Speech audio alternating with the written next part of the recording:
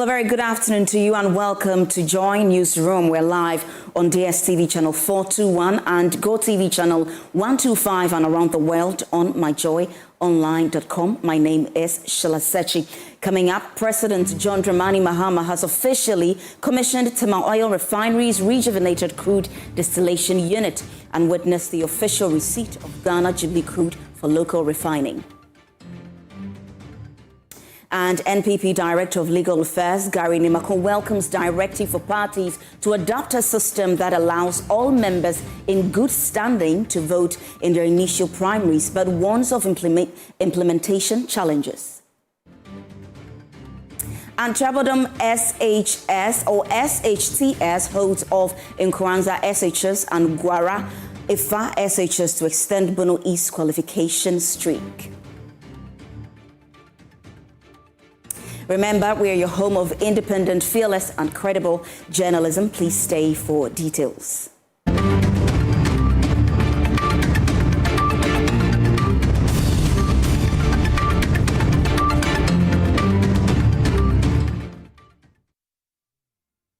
Thanks for your company this afternoon. Let's start off from the camp of the Coalition of Unemployed Graduates with Disabilities, and they have issued a one-week ultimatum to the government to recruit 8 members who applied in the recent Ghana Education Service teacher recruitment exercise or face what it describes as an indefinite peaceful occupation of Jubilee House, the Ministry of Finance, and the Ghana Education Service headquarters. Now, in a press statement issued on Sunday, the coalition accused the Ministry of Education and the Ghana Education Service of failing to implement the government-proposed 5% employment quota for persons with disabilities in public sector recruitment. According to the coalition, it submitted a verified list of 200 qualified graduates with disabilities during the recruitment exercise, in which about 7,000 teachers were employed. However, it claims none of the applicants on its list received appointment, despite assurances that a quota policy would be observed. So joining me via Zoom with more of this is Gilbert Boating. And Gilbert Boating Ejaru is the group convener of the Coalition of Unemployed Graduates with Disabilities. Thanks for joining us, Gilbert. Now, first, tell us what really informed the decision for a one-week ultimatum to the government.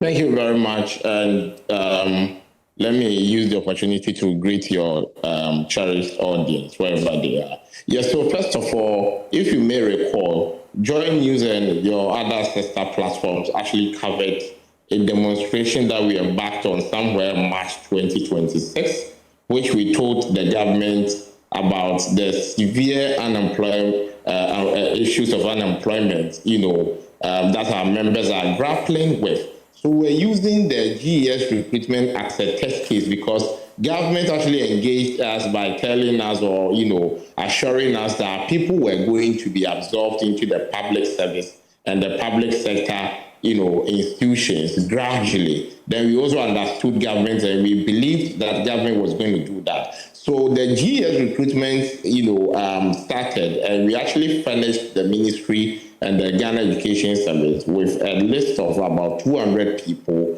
who are certified teachers with license and also with various degrees and diplomas from the various, tertiary institutions and colleges of education. So we're expecting that at least out of the 7,000 people that Ghana Education Service sought to recruit, 5% quota of it will give you 350 people or placements. And we said that at least the numbers that we provided or we submitted to the Ghana Education Service were not even up to the set 5%. So the anticipation was that at least all the 200 people will be given the opportunity to sail through the process.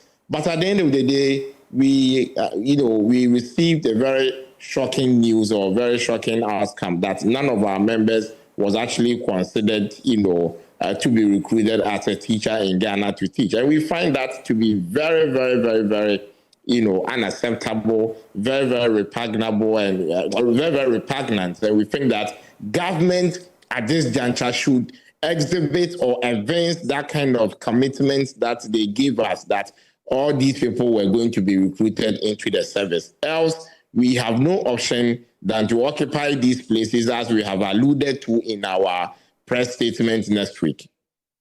Well, right. You mentioned that government gave some assurances, but how steep were these assurances, especially regarding the Ghana education, the 5% employment quota? How steep were these assurances? Okay, so before the recruitment began, or let me say even when it started, right from the outset of the recruitment, our mother organization, which is the Ghana Federation of Disability Organizations, took it upon themselves to, compile a comprehensive list, which we furnished them with this kind of 200 list of 200 people. And the GFD, or the Ghana Federation of Disability Organizations, also submitted this list to the ministry. They engaged the ministry in a series of meetings where the minister also assured them that by the end of the recruitment process, these people, since they are qualified and they've got the certificate to be employed, there was no way these people will be inhibited from being employed. Sorry. So we are very much surprised, as I said, and very much astounded at this juncture that at least half of the list that we provided could have been considered, if for nothing at all, that the placements or the vacancies were not enough to be able to, accommodate all of our people. At least half of the list that we provided should have been considered. But if you do a recruitment, my lady, all the persons with disabilities that we submitted, none of them was considered. We find it to be very intriguing. We find it to be unacceptable. We cannot at this juncture fathom why GES do a recruitment in this country in this 21st century, and no person with disability could be considered, in spite of the fact that these people are very much qualified. All right, Gilbert, now, before this ultimatum giving to government, have you engaged the ministry? Have you engaged the ministry or the education service before issuing this ultimatum?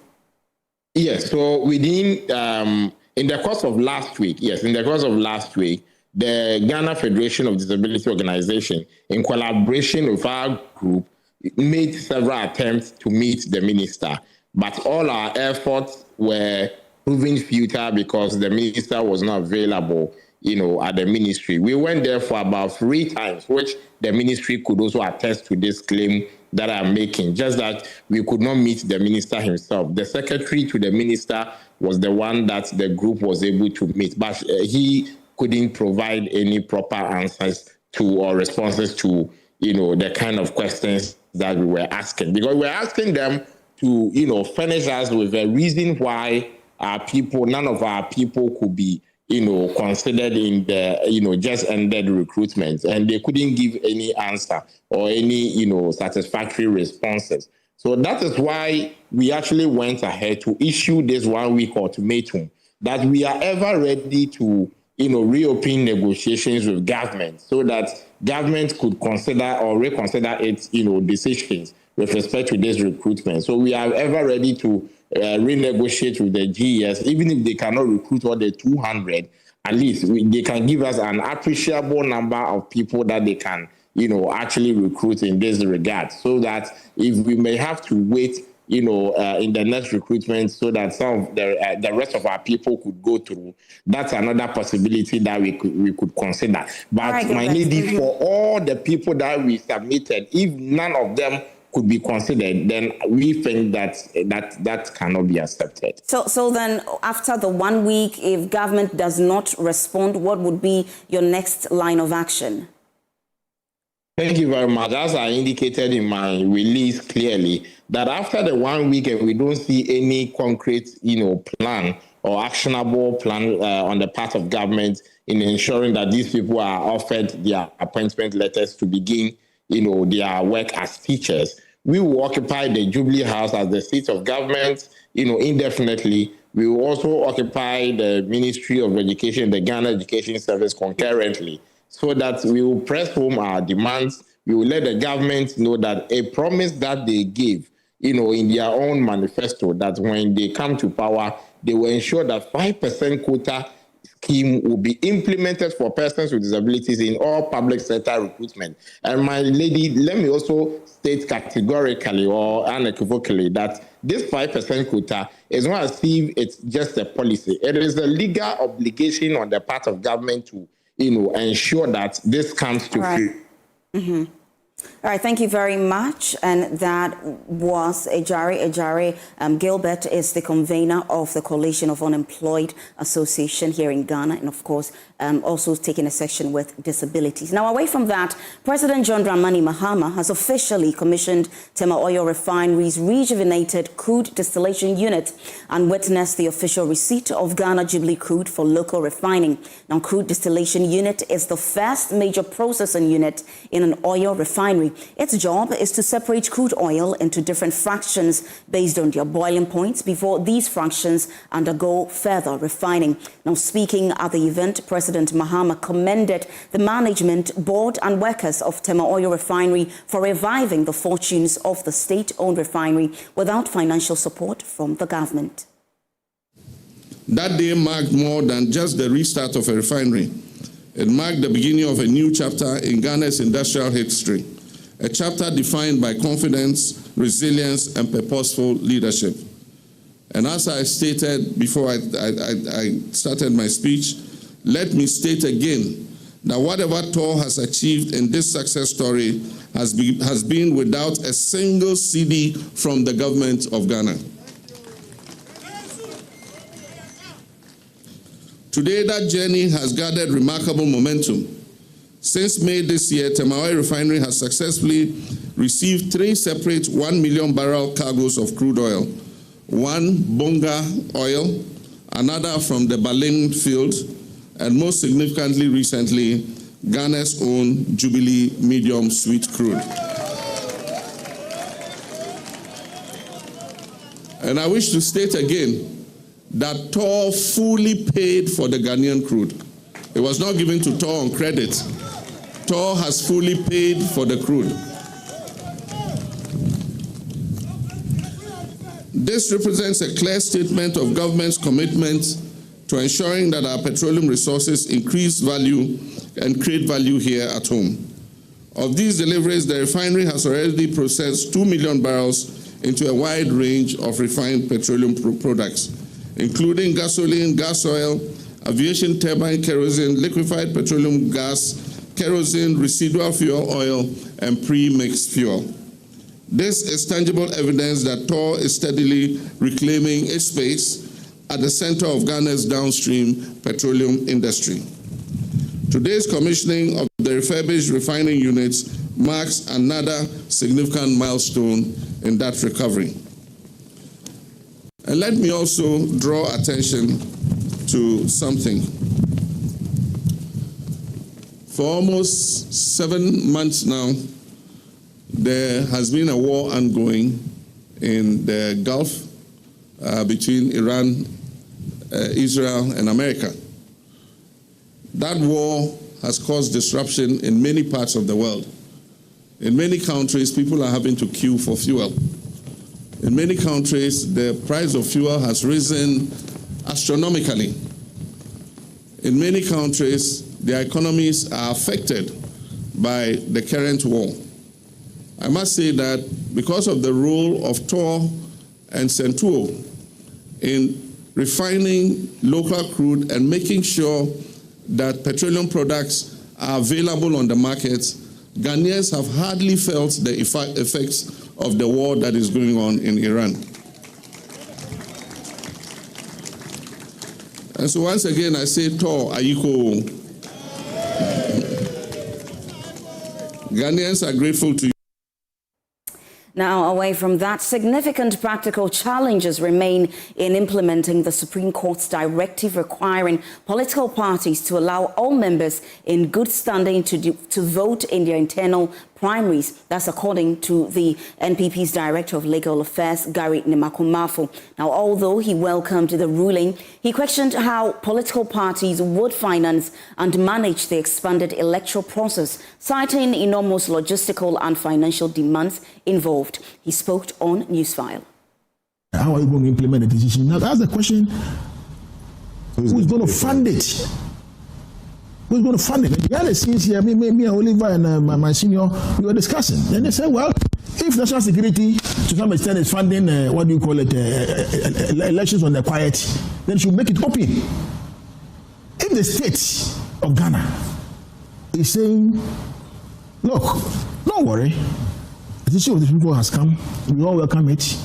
Now Ghana is going to fund the political parties' activities in internal elections. We will pay for internal primaries. We will pay. Presidential and parliament will pay. I have no difficulty with that.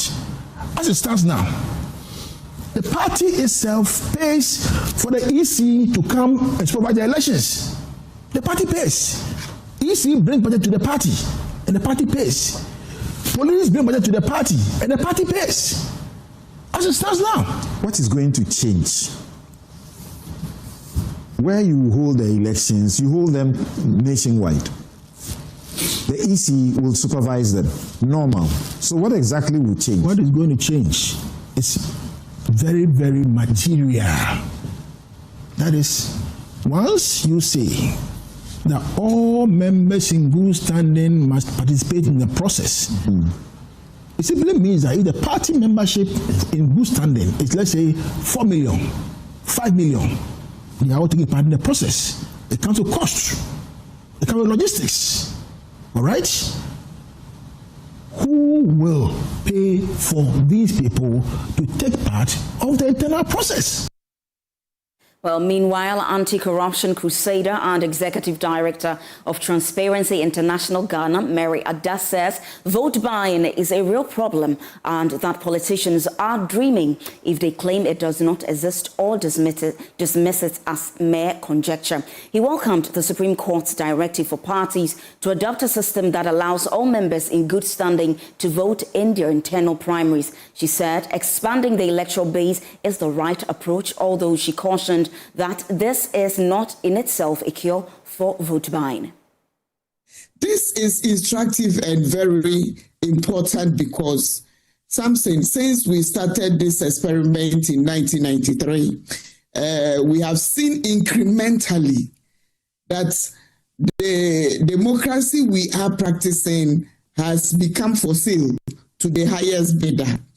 And that is why over the years in our work as anti-corruption crusaders or campaigners have brought this subject matter to the Ghanaian populace that we need to work on it. And you can go back to 2004 when we started the issues of the campaigns against vote buying, which has incrementally increased to what we even call the vote selling now, because the citizen has seen that the benefits of development are not inuring to them, and so they must also benefit when the time comes.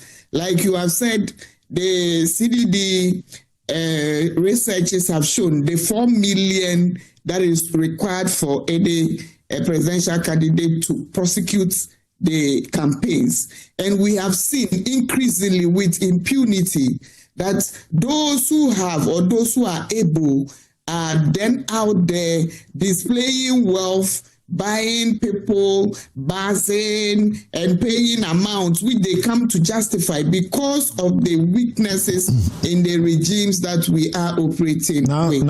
I believe that is why this is very instructive. And I am sure that the justices, they didn't come to this conclusion easily. Right. They also live in Ghana and they have seen. And when our politicians again say vote buying is an issue of conjecture, I believe they are dreaming and they are not facing the reality we have seen. We've captured. Then again, they come at us that there is no evidence to substantiate because the law or the gaps in there is very weak. Now, still on the matter of vote buying, the growing influence of money in Ghana's election came under intense scrutiny at the JoyNews Democracy is Not for Sale Forum, an initiative of the JoyNews Impact Makers Foundation in Ho, where governance experts, researchers, law enforcement officials and citizens examined the rising culture of vote buying and its implication for the country's democracy, as concerns mount over the impact of illegal or illicit political financing on electoral integrity and public confidence, speakers called for stricter enforcement of existing laws and a greater civic responsibility to ensure elections are decided by the will of the people and not the power of money. Law enforcement officials are now warning that Ghana's laws impose sanctions on both politicians who induce voters with money and citizens who engage in electoral offences. My colleague Deborah Enimwa-Bwedu reports. Vote buying, threats, misinformation, and political intimidation continue to pose significant challenges to Ghana's democratic process despite existing laws that criminalize such acts. Speaking at the JoyNews Democracy is Not for Sale Forum, an initiative under the JoyNews Impact Makers Foundation in Ho, head of Legal and Prosecution Unit of the Volta Regional Police Command, ACP Brown Wilson, said democracy is not merely about voting, but about balancing constitutional rights with civic responsibility and respecting the rule of law. There is a law on vote buying that is very specific. Section 33 of the PNDC Law 285, and I read, any person who gives money or gift to induce a voter to vote or a voter not to vote commit an offense, and you are seeing 2 years imprisonment plus 5 years ban when you are lucky to come out of the prison alive. I think that the 2 years is so small. Therefore, when a politician shares money, that politician is not being a nice person. That environment is a crime scene and police will engage. Research findings presented by the JoyNews Research Desk reinforce these concerns, revealing that about 59% of respondents in Ho had heard of vote buying, while 38% said they had personally witnessed politicians offering money or gifts to influence votes. The survey also found that 60% of respondents believed that those involved in vote buying should face jail terms, although many said Ghana's challenge lies not in the absence of law but in weak enforcement. Retired senior police officer and human rights advocate Mama Atiato II said the practice has become deeply entrenched across different leadership elections, warning that it continues to undermine merits and development. When Volta region is underdeveloped, you blame the delegates. Delegates were taking 5,000 Ghana cedis to vote for Council of State. And the disgraceful or the shameful thing is they were also packed in a car and sent to Sogan Copper Hotel. They spent the weekend there. They said, eat what you want to eat. 40 delegates were given 5,000 cedis. Council of State has continued. They are taking money up to today. The question is, do they know what the region wants? The senior police officer also cautioned citizens that constitutional freedom are not absolute, stressing that voters who participate in electoral offense, issue threats, spread false information, or incite violence expose themselves to criminal sanctions. The punishment for threatening somebody is whooping 10 to 25 years.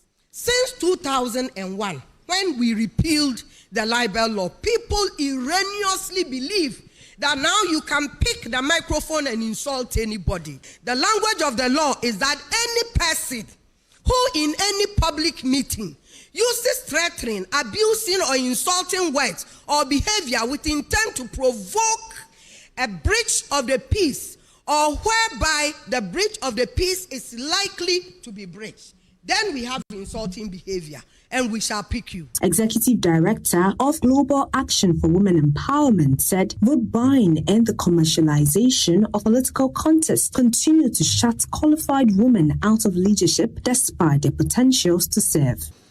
Some of our women that we were able to push, we were able to bring their communities to support them to go into the rally.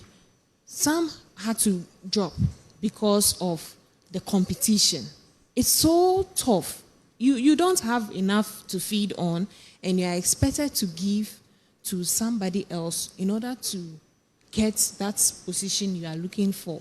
Speakers say Ghana's democracy would only be as strong as its willingness to punish electoral wrongdoing. Until both politicians will buy votes and citizens who sell them are held accountable, they warn the influence of money will continue to overshadow the power of the ballot. For JoyNews, Deborah Enimwa's report read to you. And now let's touch on tourism. Some investors around West Africa's largest natural lake, Lake Bosomtwe, in the Ashanti region have hinted at plans to exit the tourism enclave due to dwindling returns on investment. Now, the investors, including operators of eateries and relaxation facilities, say the poor state of roads leading to the site is discouraging tourists from visiting the water body and enjoying the bright, dark skies, serene environment, and the cool breeze. Now, this is affecting sales, with many investors now considering selling their already developed facilities. A colleague, Emmanuel Bright-Kweku, reports. Nestled within the lush forest belt of the Ashanti region lies the enchanting Lake Bosomtwe, the country's only natural lake and one of West Africa's most culturally revered landscapes.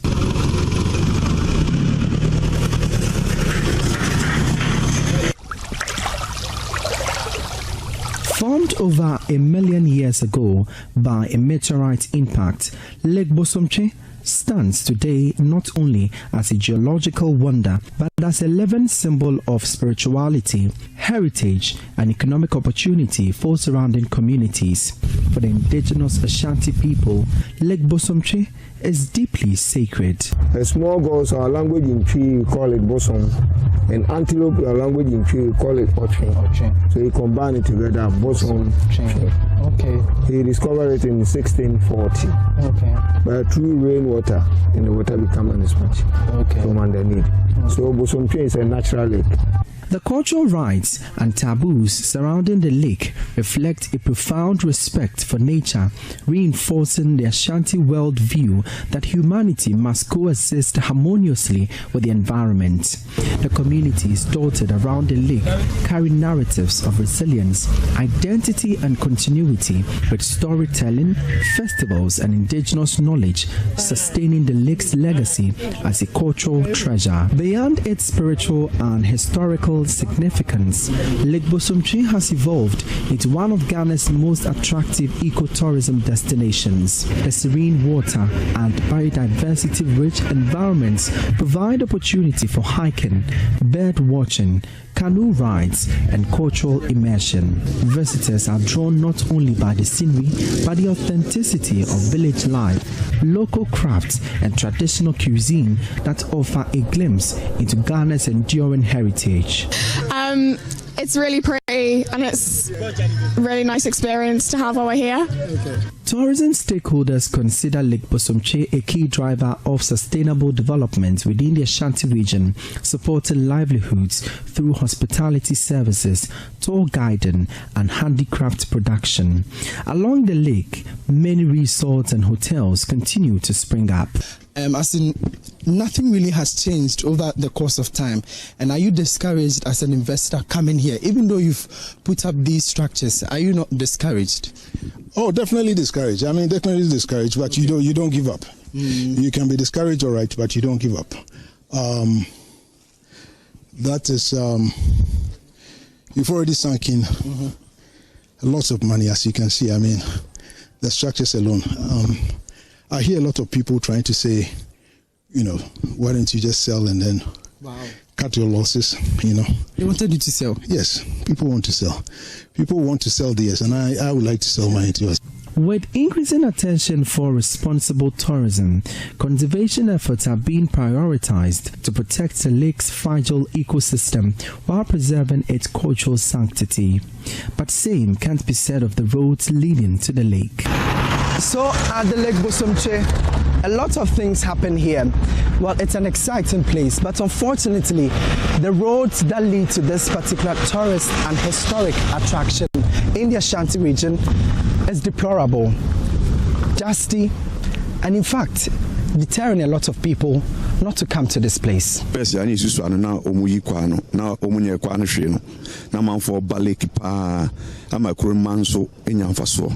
Sisia no omoye so omoye kwa na omanye no isia me anya problem lake wo pa amanfo kra omoton no ma yento.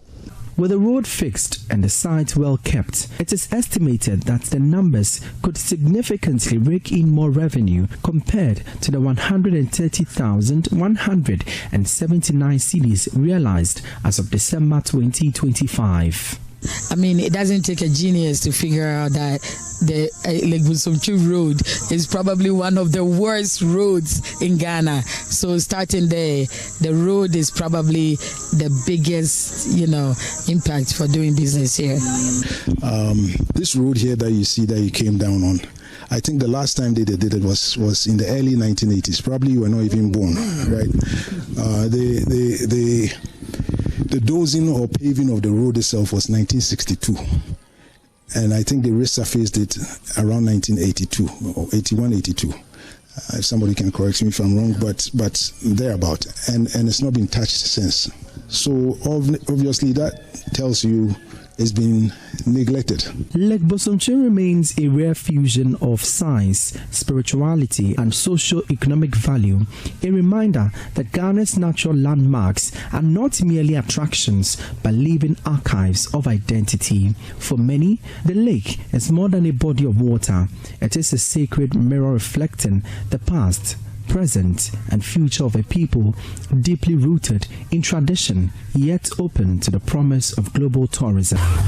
So the community folks, the investors, and in fact the whole of the Ashanti region is yearning for this place, the only natural lake in West Africa, to be revitalized to ensure that economic activities here boom. From here at the Lake Bosomtwe in the Ashanti region for Joy News, my name is Emmanuel Bransbury.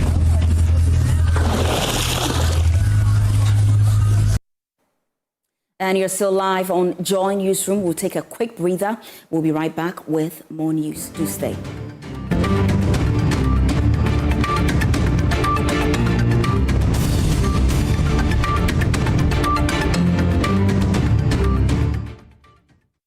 Our democracy is in danger if our party is weakened any further. I didn't even get a gutter to desilt as a contract. One and only time I commented, I started getting attacked. So just keep quiet.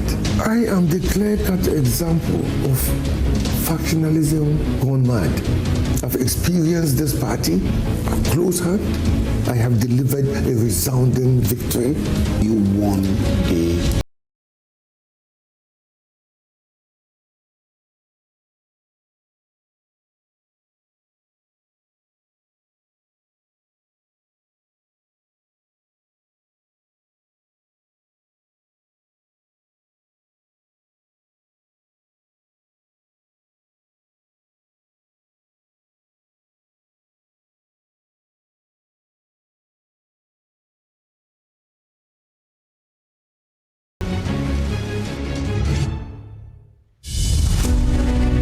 The law affects everything, your job, your home, your rights. But for many, the law feels distant, complicated, full of big words and bigger confusion, legal jargons, constitutional twists, hidden loopholes.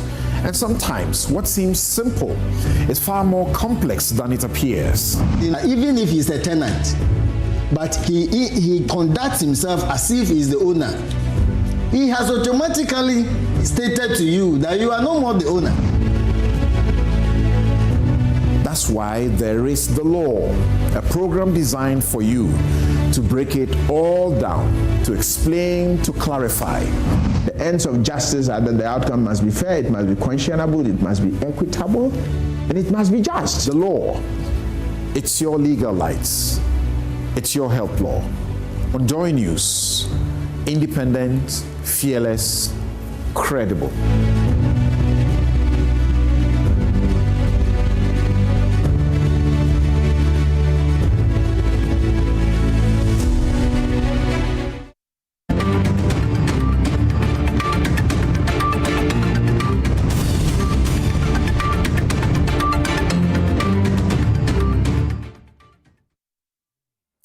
Welcome back. Now let's stay in the Ashanti region. Every time it rains, residents of Kenyasi 18 in the Kwabre East municipality of the region say life comes to a standstill because a damaged bridge has cut them off from schools, farms, healthcare and jobs. They fear children are taking dangerous risks just to access education. Mahmoud Mohammed Nuruddin reports.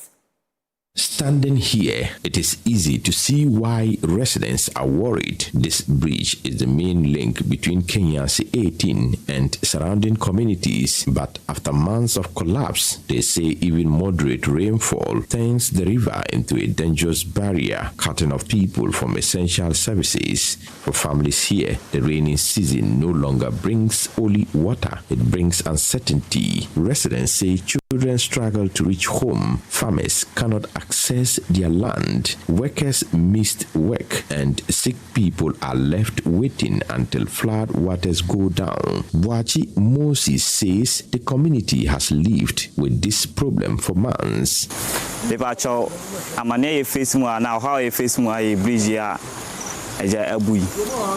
Se inso tokra akrami kura na intima school for kwanti muntwa enko school tie saban so beboye na wabehwama ye iwi kura intimu fa ka kura ntra e my plot so se bia ya da anwa beguso tie saban so hu yemobo na ombeboye na yeso intimunya.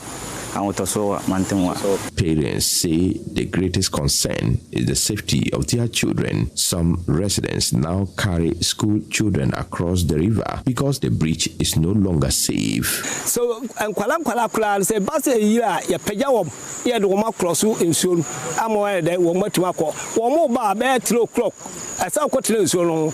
No why they were peja kwala no the nature. So when you quite far Uncle Cha, Aqualan Uncle School, a Bassa day. High, eti yemwa kakra hia wo hari bridge na betima yeye amamentem ho afo na isu na bua ko amanfo dem ne ade ade bi okura to akra kra ntimi na yezo wugina ho ana bridge ni nti sanya bridge ni na akobu na yesa nke isu na timi twam ko e won kwan so na bridge ni nti na ayede ya isu na bedam. Residents also spoke of 2 children who were swept away by flood waters after heavy rain. The reported deaths could not be independently verified at the time of our visit, but the accounts reflect the fear many families now live with whenever dark clouds gather.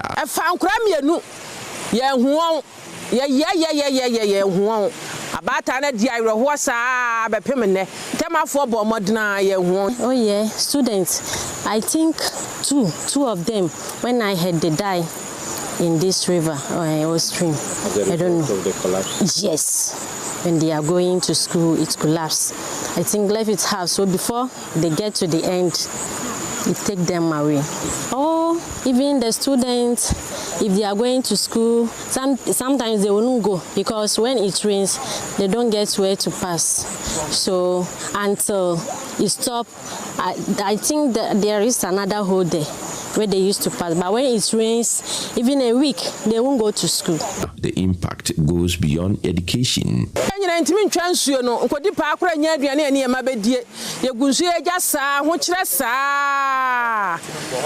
Hospital yentimi nkwa apemfo akora akwa hospital omuntimi hospital kasie bi wonso eja omuntimi maka nkwa mma nti aban mehu yamobo Residents say they are not asking for temporary repairs. They want a permanent bridge that will allow children to reach school safely, farmers to protect their livelihoods, and families to access health care throughout the year. But it's only free habano. Davetinti, my bridge in Shekima, bridge in Asai. Etima, there's only to the bridge when you say, Obian Timin Kon, Obian Timima. Obokuta kasko entimu nkufi eti esraban ene ne mpanyin fo na daroma ye won se mlebi e chema se MC fo kwa ba ha so mbe haye eto mko ya anten ho hwebiem te esraban se o ma bridge na ofama omu a eti area na ene wo area no na emwaye. Yes, those that have money, they can board, then they will go. We don't have to, unless they stay at home, so maybe it's pushed small before they can pass through it. So we plead on you guys' behalf, so you people can get us better road. Until that happens, they say every rainfall brings another day of isolation. A report by Mohammed Nuruddin. Now, organizers of the Tech for Girls program are calling for greater investment to expand digital skills training for young women, saying stronger funding and community support are essential to building Ghana's future workforce. Now, the appeal came at the graduation of the program's 4th cohort at the Haxa campus, where graduates were recognized for completing intensive training in coding, digital innovation, and leadership. Demand for digital skills grows. Tech for Girls is helping bridge the gender gap in technology by equipping young women aged 18 to 35 with practical coding skills, mentorship, and career development opportunities. Ambassador Johanna Swanika, President and founder of the Heritage and Cultural Society of Africa Foundation, outlines the program's vision and explains why empowering girls with digital skills can transform communities. So I founded the Heritage and Cultural Society of Africa Foundation, HACSA Foundation, to run heritage and cultural programs and innovative programs to teach young people how to navigate the new technological revolution.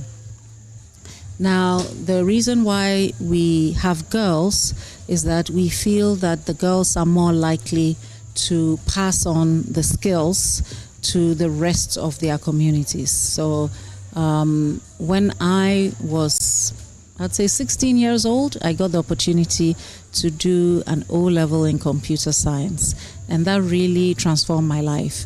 Chief Executive Director of Diplomatic Affairs, Media and Communications, Harriet Nati, praised the graduates for their determination, describing them as innovators equipped to solve problems and contribute to Ghana's digital transformation. Today, you are no longer simply learners. You are innovators, creators, problem solvers, and future leaders who are ready to shape Ghana's digital future. We are incredibly proud of you. Every success story is built on the shoulders of people who choose to invest in others. Behind every graduate seated here is an extraordinary team that believed in your potential long before today. Beyond technical training, the initiative offers mentorship, internships, and job placement opportunities, with several graduates already finding employment or launching their own businesses. Organizers believe sustained investment will enable the program to reach more young women and strengthen Ghana's digital economy. For Joy News, Martha Sewa Boachi's report, read to you. Now, away from that, more than 160 people, including children and adults, born with cleft conditions have regained their smiles after undergoing successful corrective surgeries at the National Cleft Care Center within just a year of its establishment at the Akufo-Addo Teaching Hospital. Now, the ultra-modern facility has provided comprehensive multidisciplinary cleft care to more than 2,000 people across the country. Despite these achievements, stigma and discrimination continue to prevent many children with cleft conditions and their families from seeking timely treatment. Emmanuel Bright-Kweku reports. In the last 1 year, the National Cleft Care Center has been a one-stop facility offering quality comprehensive care to persons living with cleft. The edifice, with ultra-modern medical equipment, is Africa's first standalone smile-trained cleft leadership center, established to expand access to comprehensive cleft care while strengthening local health systems through capacity building, multidisciplinary training, and regional collaboration. The facility has made significant strides following its official commissioning in the last 12 months, conducting both corrective surgeries and offering comprehensive care to over 2,000 lives. Professor Solomon Obriyabwa is director of the National Cleft Care Center. Since this place was commissioned, we've received 177 new cleft cases over the past 12 months. We've seen 1,933 OPD patients. We have done 169 life-changing surgeries. Please help us to boost our anesthesia staff strength. If you can give us a dedicated anesthetist or anesthesiologist to the center, I think that will help us to boost what we are doing and increase the care that we are giving for our children. Despite the center bridging access to care, many children and families affected by cleft conditions remain unreached due to stigma, misinformation, and other barriers. Programs Director of Smile Train West Africa, Dr. Philip Sani, highlights the challenges some families face in accessing care. Cleft lip and palate affect approximately 1 in every 700 births worldwide, including thousands of children across Africa each year. While clefts are highly treatable, many children still face delayed access to care because of limited services, financial barriers, stigma, and misinformation. In some communities, children are hidden or excluded because of beliefs that have no medical basis. Our future generations deserve better, which is why our model, Teach a Person to Fish, is so unique and scalable. Thank you. Meanwhile, management of the Konfanoti Teaching Hospital is advocating for stakeholders to expand access to comprehensive cleft care, calling for more investments. As we look towards the future, I encourage all stakeholders to continue working together to expand access to comprehensive cleft care, training, strengthen public education, reduce stigma, and ensure that no child or family is denied the opportunity to receive the care and support they deserve. Well, still on health, the head of Faculty of Pharmacy and Pharmaceutical Sciences at the University of Kwame Nkrumah University of Science and Technology, Professor Isaac Ayensu, has raised concerns over the growing incidence of self-medication and drug abuse in Ghana, warning the practice poses serious public health risk. Prof. Ayensu urged the public to seek professional medical advice before taking medication. There is more in this report. Speaking ahead of the faculty's 65th anniversary celebration, Professor Isaac Ayensu urged the public to seek professional medical advice before taking medications, stressing that indiscriminate drug use could have long-term consequences on national health outcomes. Every drug that you take is a potential poison. Every drug is a potential poison. The difference is in the doses. And so, having worked out doses that will be appropriate for various conditions, it becomes imperative that we visit the pharmacy at the time that we are not well, and then they can help us. Even at that point, pharmacists do not have ultimate authority to give you any drug or to prescribe drugs for you. We have those who would prescribe, that is the doctors, and we, the pharmacists, would have to investigate to know that this drug is good or is not good for a particular condition before the person can take. However, if we don't take these steps into consideration and we go by ourselves, we are causing a lot of problems. He also highlighted challenges confronting the faculty, particularly inadequate laboratory infrastructure, which he said is affecting the practical training of pharmacy students. According to him, the growing number of students admitted annually has outspaced existing facilities needed for hands-on training. The greater number of students who are admitted each year would need a certain caliber of training which goes beyond the ordinary classroom. And that would mean that they would have to be accommodated within the system, a laboratory that is able to capture a lot of the students at a time, so that with this number, they are able to train them adequately before they begin to move out. The reason why I'm saying this is currently the number of students who would have to attend the lab University has launched a 5-year strategic plan aimed at accelerating the institution's growth by leveraging its resources more effectively. At the launch in Sunyani, the Vice-Chancellor Professor Kojo Edinkwa-Appiah said the new blueprint prioritizes academic and research excellence to support innovation and industrialization. He called on stakeholders to support efforts to advance STEM and TVET for sustainable national development. Precious Semevo has more. The launch of the 60th anniversary celebration and the unveiling of a new strategic plan mark the beginning of the next phase of Sunyani Technical University's transformation, which will guide the institution's development through 2030. The year-long celebration on the theme 60 Years of Excellence, Advancing STEM and TVET for Industry Leadership and Sustainable National Development will feature activities including career and entrepreneurship fair, a grand debate, and a fundraising campaign. Professor Jones Lewis Arthur is the Anniversary Planning Committee Chairman. This Ghana Jubilee is not simply a celebration of 60 years of existence. It is a celebration of 60 years of excellence, resilience, innovation, and transformation. It honors the contributions of our founders, past leaders, staff, students, alumni, and partners who have shaped the university's remarkable journey.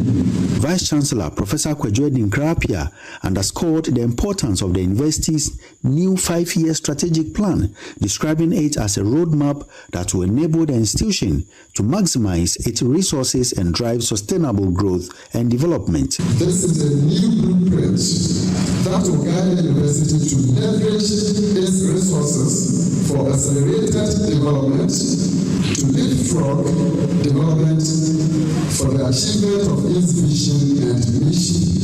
The strategic plan is under review, educating for innovation and sustainable transformation, and it is carved under 2 major pillars. The first pillar focuses on promoting academic and research excellence for industrialization and treat our development partners to support the Sunyani Technical University fully.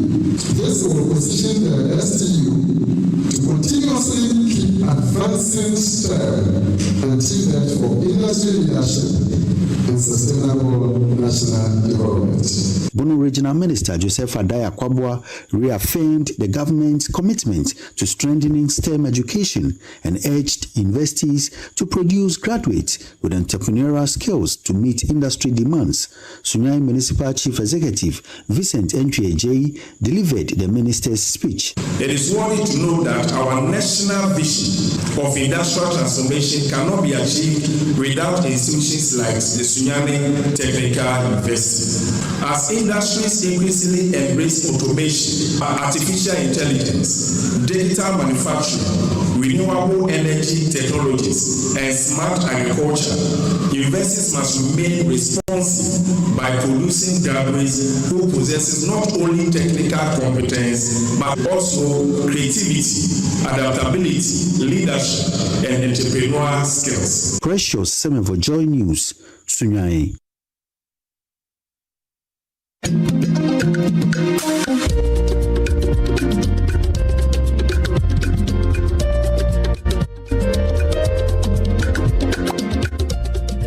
Well, it's NSMQ season, and Chabadam Senior High Technical School holds off in Nkoranza SHS and Gwakro Efa SHS to maintain its impressive run for qualifying from the Bono East Regional Championship to the National Science and Maths Quiz. Now, the latest feat comes just 2 years after the school's maiden appearance at the National Championship, cementing its status as one of Bono East's consistent performers. Michelle Latte caught up with the team after the contest. Let's take a listen. Forever remain among the best, to make proud of your toy.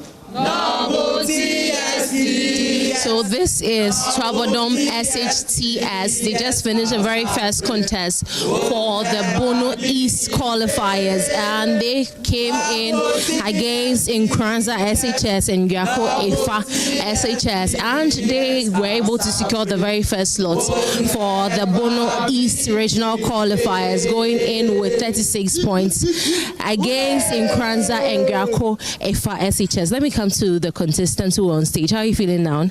I'm feeling very proud of myself for being able to represent my school in the regional championship for 2026. Okay. And even as you head to the national, what should we expect from you? We expect nothing but the best. We pray that Almighty that have brought us this far should continue to guide and protect us till we meet at the national stage. Okay, let me come to your other contestant.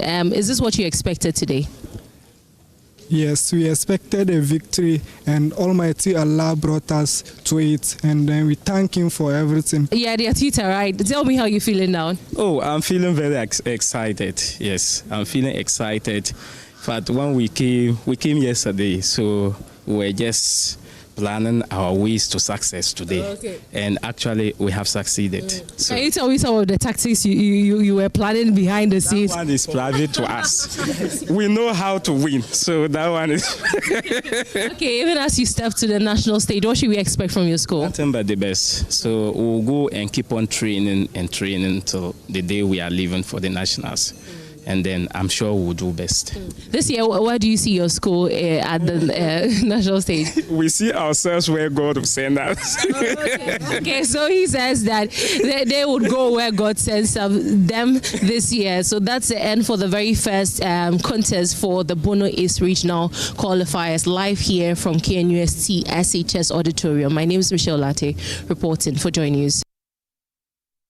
Well, congratulations to Tuabodom SHTS, and more wins coming up on the NSMQ. We can all wait for the bragging to continue. Well, that's all in the news. I'm Sheila Sakyi. For more news, log on to myjoyonline.com. Coming up next is The Law with Samson Ladi Ayanine. Do stay.